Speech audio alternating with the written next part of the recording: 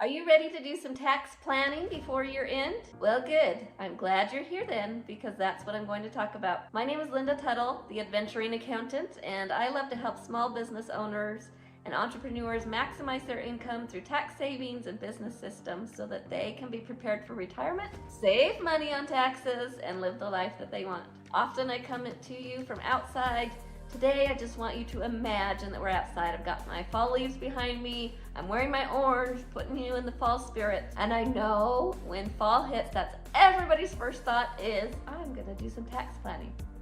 Unfortunately, it's not. I know that's not the case, but I'm here because I want to change that. I do want you to understand how important this is to you if you are a small business owner, and that by doing so, being a little proactive and doing some tax planning, you can actually potentially save thousands of dollars for your business. You've worked hard for it all year, so take the time to do some planning and keep that money in your pocket. That's what I'm here to do. So if you'd like to hear a little bit more about this or other topics that I'll be discussing on how to save money and grow your business, then hit that subscribe button so you don't miss any of my future episodes. But today I want to dive into 5 of my favorite year-end tax saving strategies and things that you need to be thinking about here at year-end. So the very first one that I want to talk about is getting out of startup mode. If you started a business in 2023 and you've been incurring expenses all year, but you haven't generated any income yet, you are still in what's called startup mode. That means that you are actually not allowed to take those expenses that you have incurred until you generate some income.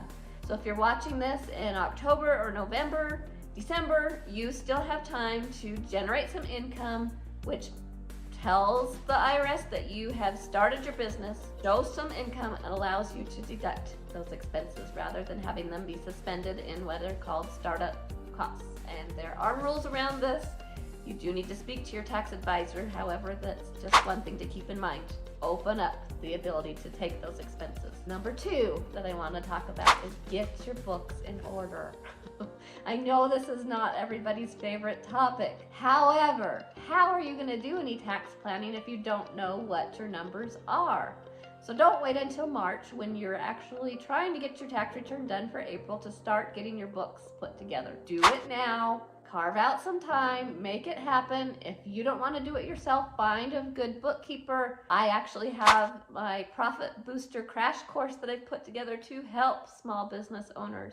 In that course, I go through some of the top deductions, I shouldn't say all, but some of the main deductions that are available to you as a small business owner. And I even walk you through how to get your software set up, how to link your bank accounts, how to prepare financial statements so that you can run numbers and be prepared for tax time. But I think it's even that much more important now in the fall to do it rather than waiting until after the year end, because like I said, you can't do some of this tax planning or even know if you need to do tax planning if you don't know what your numbers are. So catch the link to that crash course down below, and I encourage you to find a good bookkeeper. I currently am taking clients. If that's something you would like help with, then feel free to connect with me on I'll put the link for that below as well. The third tip that I want to talk to you about, third strategy, is potentially converting your LLC to an S corporation. If you have been in business and been operating as an LLC, or if you started a new LLC in 2023, it's not too late to convert that to an S corporation for tax. Now, not every single LLC is going to want to be taxed as an S corporation. You need to talk to your tax advisor about this as well. You want to be at a certain net income level before it makes financial sense, because there are extra expenses, there's extra reports you have to file, you do need to pay yourself payroll. There's a lot that goes into it, and it's not for every single business owner. However, it is one of my favorite strategies, and even if it's the fall and you had an LLC in place, you can actually retroactively go back and elect to be treated as an S corporation for the entire year. There's some benefit to that for a lot of situations.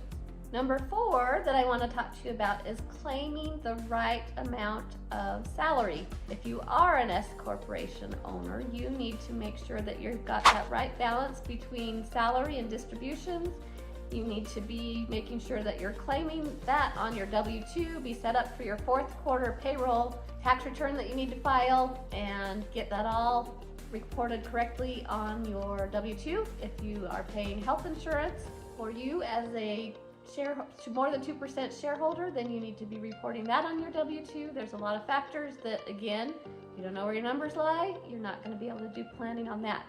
And it will depend on your individual situation. But consider speaking with an advisor and getting that figured out for you and your personal situation.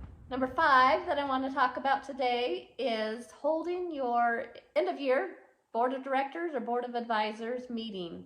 In this meeting, you can actually ensure that your company records are up to date, that you are doing the steps that you need to be able to keep your LLC, your S corporation in compliance, keep that corporate veil in place, and it also allows you to take some extra write-offs during the holidays potentially. And I'll do a separate video on that in the weeks to come.